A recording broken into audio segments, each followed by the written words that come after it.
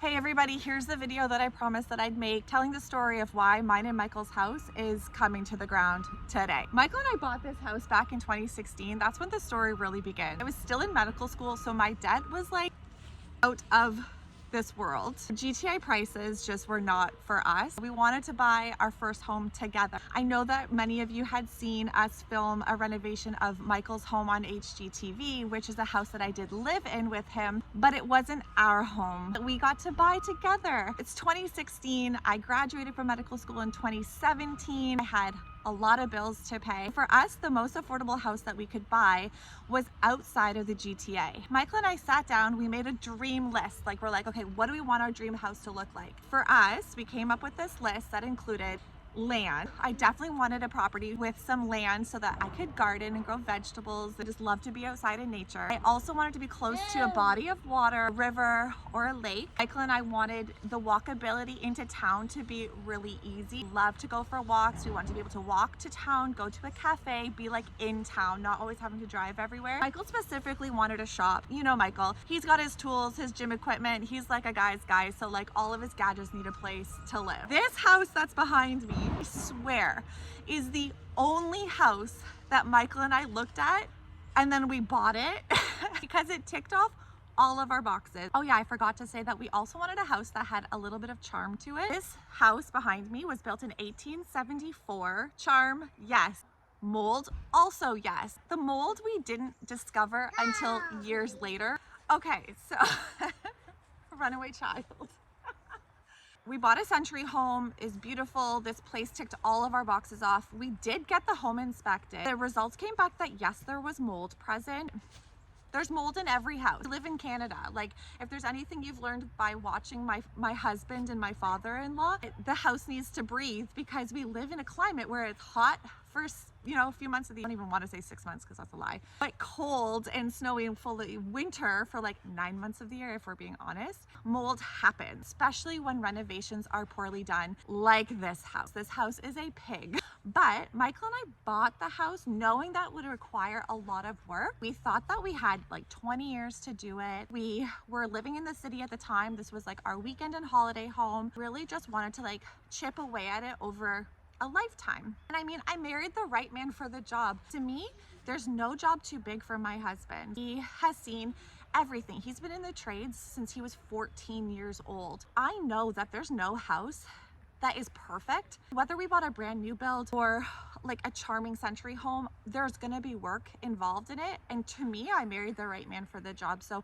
I knew that he could handle anything and everything. We buy the house 2016, it goes through, the price is right. We love this house. We start building and making memories here. You've seen us film content for a garden series that we made during the lockdowns. Like literally, I was like, I am not just gonna sit on this couch and do nothing while the world is shut down. I wanna invest and put love into this property. So we built a garden and I was 5 or 6 months pregnant with Azura. We even did a minor renovation upstairs because I was experiencing severe respiratory issues. I was drowning, like literally I had so much fluid in my lungs that I was suffocating. I couldn't sleep, I couldn't lay down at night. It was a really troublesome, I guess, condition during pregnancy especially. If I think back on it, I actually started experiencing chronic sinus infections back in 2016. I just never put it together that it was this house causing my respiratory distress and chronic sinus infections. We were never here really long enough for me to put the pieces together because like I said, we were always up here on the weekends, holidays, like it was never like a long-term thing, like a few weeks at a time at most. For me to like put the pieces together that this house and mold exposure was causing respiratory issues for me, it took a long time for me to get there and come to this conclusion. It all began with like these chronic painful sinus infections. When the world shut down, lockdowns happened, Michael and I decided to get rid of our loft that was in the city, move into our own home full time. 2 years later, we get pregnant. And as soon as I get pregnant, it's like my symptoms completely get exacerbated. What was once just like a chronic sinus infection, throat pain, never anything severe enough. I was able to actually ignore it pretty much. It was annoying, but I was just like, whatever, I have other things to focus on. I'm graduating from naturopathic medical school. I have to work, I have clients, I'm launching a business, able to ignore it and put it off.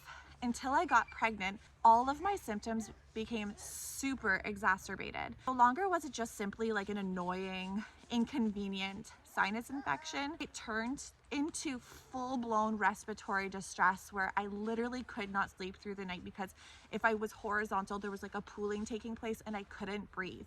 I said to Michael, I've done everything. I've detoxed, I've done healthy eating, all of the things that I know that I need to do to like get rid of the annoying symptoms were done. The only other thing I can think of is that there's an environmental trigger happening here, mold. I think we have mold in our house. We had the mold tested. It was over 6 times the livable limit. Everything that I had been experiencing for like 6 or 7 years made sense now because there was such toxic mold exposure. Like, I can't even believe that I ignored those symptoms for so long. This is the opposite of what I tell my clients to do, and also probably the opposite of what Michael tells his clients to do. Me being in the health industry, I knew I could take care of it, and him being in the building industry, he knew he could take care of it. Long story short, kind of not short, definitely a little long. The house was deemed unlivable and I was 8 months pregnant at the time. And for any home birthers out there, truly for any woman who is pregnant and trying to envision her perfect type of birth, a lot of vision happens, a lot of manifestation, a lot of like trying to mentally prep for what your birth looks like takes the entire pregnancy to wrap your head around. So I had been envisioning my home birth taking place in our sunroom, actually, right behind me. At 8 months pregnant, I found out that we had 6 times the livable limit of mold in our house, and I moved out, never went back in, and had to completely rejig what my home birth was going to look like. That's a whole other video that I could probably unpack. Hello, trauma. That's very destabilizing, not knowing where you're gonna give birth, in what home you're gonna give birth in. So at 8 months pregnant, we discovered that we couldn't live in the house anymore. And this is after we did a minor renovation. Michael thought maybe it was the old carpet in our bedroom that was causing like allergy symptoms. So he ripped up the carpet, we renovated the bedroom, we renovated our bathroom upstairs. I'm like 6 months pregnant, like painting the walls of our bathroom, only to then find out a few months later that the house is actually completely unlivable. And it would have been nice to know that obviously 6 years or 7 years before when we bought it, but it's been a journey. Today is the day that this pig of a house is getting torn to the ground. Had to weigh our options, like, do we renovate this house? Is there any chance of fixing it and renovating it? Or is it the same amount of money to knock it down and actually build the house of our dreams on it? Here we go. We are clearing out the old, welcoming the new. Today's the day, officially, after a 1.5 years of not having my own home and raising my firstborn child, not in my own home. Like, hello, other video. I have to unpack that for sure. Today's the day the house comes down and we get to start our new life. Thanks so much for listening. Baby, did I leave anything out? Here we go. Mwah. Thanks for listening.